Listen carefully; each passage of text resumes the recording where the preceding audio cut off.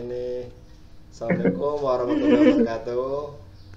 Waalaikumsalam warahmatullahi Waalaikumsalam wabarakatuh. warahmatullahi Nah, wabarakatuh. oke, bagus ya hari ini walaupun dalam kondisi lockdown kita belajar di rumah. Bapak, ini kan kegiatan non mengajar, kalian berada di rumah masing-masing, Bapak juga di rumah ya. Jadi ada kalanya mungkin selama 5 menit saya pengen memberikan ke kalian ya minimal hal-hal yang berhubungan dengan keadaan kita saat ini. Ini fungsinya yang pertama memberikan kalian pemahaman hal-hal yang perlu disampaikan ya. Mengenai pokoknya nanti dibahas kegiatan di non mengajar ini hal-hal yang berhubungan dengan motivasi ya, di luar kegiatan materi yang Bapak ajarkan. Kalau Bapak kan mengajarnya penjas ya, tapi setidaknya ada kegiatan yang mengajar bermanfaat lah buat kalian. Oke, anak-anakku. Waalaikumsalam Oh warahmatullahi ya, Eka wabarakatuh. lambat nih jawabnya.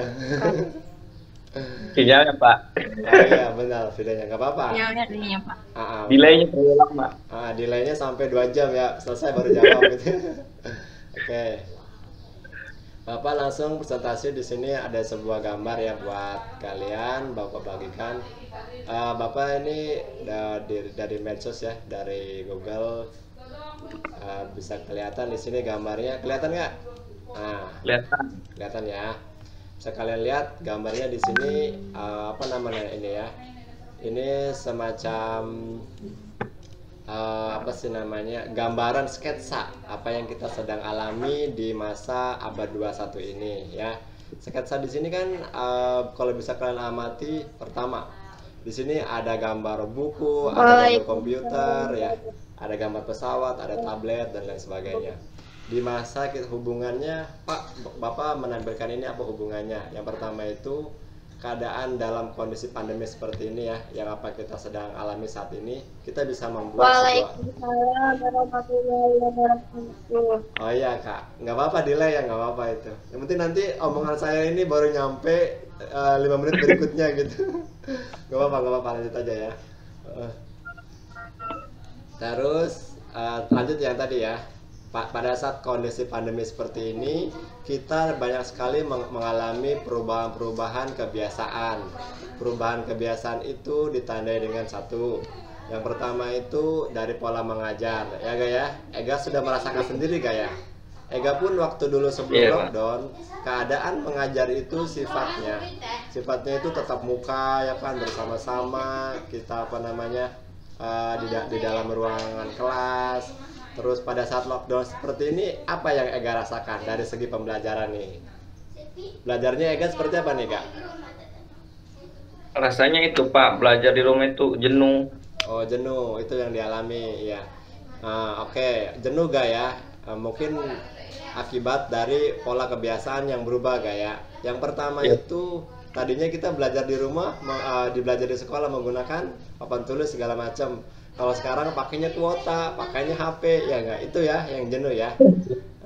Jenuh. Jadi ada banyak perubahan pola. Nah, maksudnya dari nasihat ini, Bapak pengen berpesan ke Ega. Satu cirinya dari belajar di rumah ini kan ada unsur motivasi, gak ya? Unsur motivasi Ega yang pertama itu dalam artian bagaimana memposisikan diri, namanya kalau dalam dunia pendidikan ada soft touch dalam cara belajar. Jadi bagaimana belajar dengan hal-hal yang lembut, tapi sifat poin ujung akhirnya akan mendidik Ega itu sendiri. Dalam artian bentuknya, cara belajarnya berubah, tapi pola pengembangannya tetap sama, tujuan akhirnya pendidikannya tetap tercapai. Itu yang diinginkan pemerintah walaupun dalam kondisi seperti apapun. Nah, kalau Ega sendiri kan cukup paham ya dengan hal tersebut ya. Nah, untuk pengalamannya nih, sebenarnya setuju apa tidak sih kalau seandainya lockdown ini terus dilanjutkan sampai akhir Desember? sebenarnya Pak tidak setuju belajar di rumah itu. Heeh. Tapi kan saya rasa Ega cukup aktif ya, cukup asik walaupun belajar di ini dan cukup paham Ya, gitu. Walaupun mungkin jadi teman-teman yang lain praktek. enggak ya. Ada yang kesulitan juga gitu segala macam. Tapi Ega pun walaupun dengan keadaan seperti ini tidak suka juga gak ya? Ya oke. Saya Tapi kan juga kewajiban kalau belajar itu kan Pak ya. ya, Kalau walaupun kita daring. ya walaupun daring bener ya. Jadi banyak sekali perubahan. Nah, di sini yang kita lihat satu pola belajar kalau untuk anak SMA ya. Sekarang kita lebih luas nih. Berikutnya adalah pola komunikasi secara umum. Kalau Ega dulu pernah nggak, misalkan kirim surat pakai pos atau pakai tulis tangan surat cinta ke siapa, nulis gitu, pernah nggak? Pernah Belum ya? Pak. Pernah. Nah itu kalau bisa dibedakan itu apa nggak? Pola-pola seperti itu dengan abad seperti ini. Kalau zaman dulu kita pakai pos, nyampainya minimal 2 jam ya. Kalau kita pakai SMS atau kita pakai Twitter atau kita pakai dari sosial media, dengan hitungan detik itu bisa sampai ke teman dekat kita. Bener nggak, Kak? Benar Pak. Nah, kalau dampak positifnya nih dari kecepatan akses informasi yang datang, menurut Ega itu apa, Kak? Kira-kira Itu kan jadi kita memudahkan untuk saling berkomunikasi Pak, walaupun jaraknya jauh gitu, tapi kita bisa berkomunikasi dengan baik. Dan oh iya, itu untuk Ega. Itu yang positifnya, Kak ya. Dari segi pembelajaran, satu, informasi yang datang lebih cepat ya. Seperti apapun informasinya akan lebih cepat. Yang kedua untuk Sofi nih, dampak negatifnya nih, terlalu cepatnya informasi dalam bentuk SMS dan dari sosial media. Apa nih kira-kira yang dirasa dampak negatifnya? Saya rasa Ega udah paham lah positifnya. Untuk negatifnya nih seperti apa nih?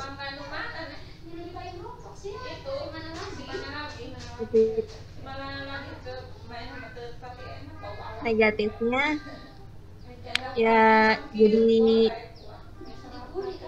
susahnya bersosialisasi dengan secara langsung gitu.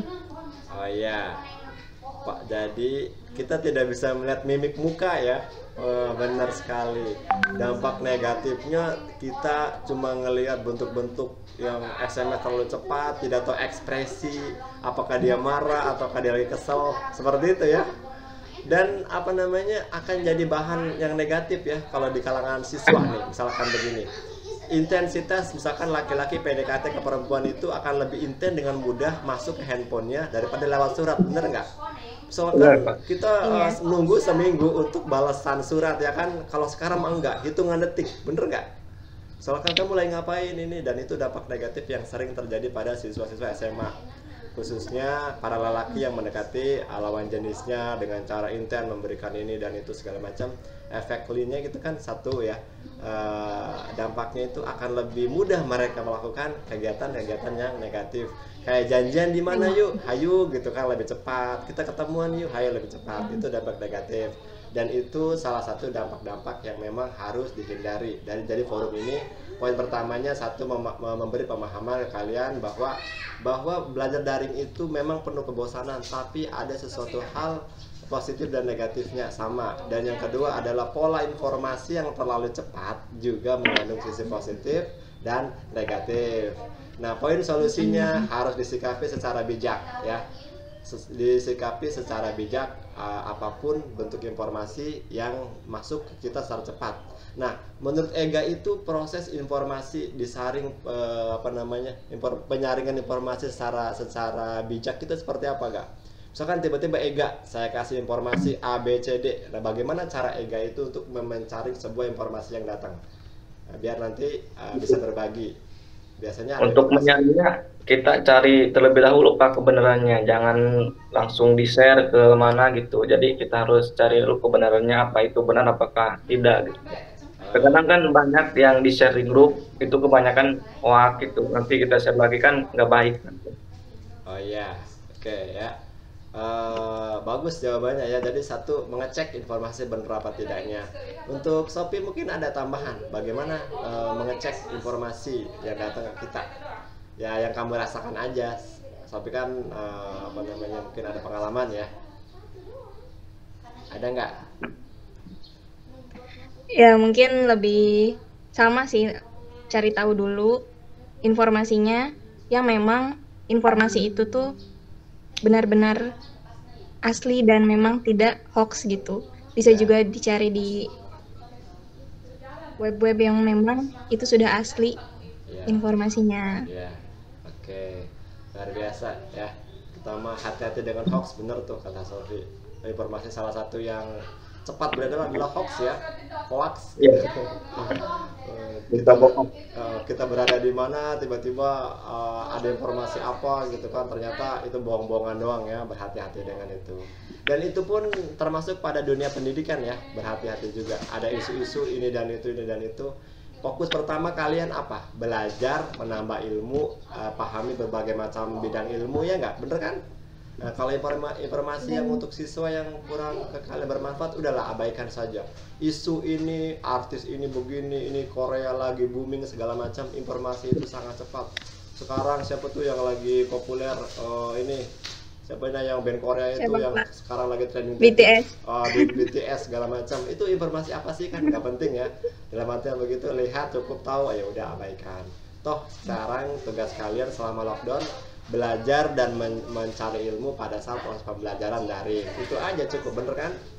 Kalau informasi yang tidak penting, tidak berfaedah, ya buang saja, nah, nggak penting lah gitu anggap. Oke? Poinnya ada 2 gak ya? Saya simpulkan lagi. Iya, Pak. Ya, hanya itu ya. Saya simpulkan untuk kegiatan hari ini. 1, kalian bentuk motivasi pembelajaran daring harus tetap dijaga ya. Kalian harus memahami bagaimana konsep secara daring. Poin intinya tetap sama, belajar dan mencari ilmu ya. Yang kedua, berhati-hati dengan informasi yang terlalu cepat yang beredar ini dan itu, dan informasi yang nggak penting abaikan saja. Jangan terlalu men-share kegiatan yang informasi yang tidak benar kejelasannya. Oke? Iya, Pak. Iya. Oke, terima kasih kawan-kawan, terima kasih anak-anak semua sudah Kita baru masuk tuh, Pak. sosialisasi kegiatan dan mengajarnya hari ini. Ada yang mau disampaikan dulu sebelum ditutup? Ya, Eka, terima kasih Kak sudah bergabung. Ya, nanti bisa tanya aja sama Ega tadi apa sama ininya. Oke? Iya, Pak. Ya, nggak apa-apa. Oke.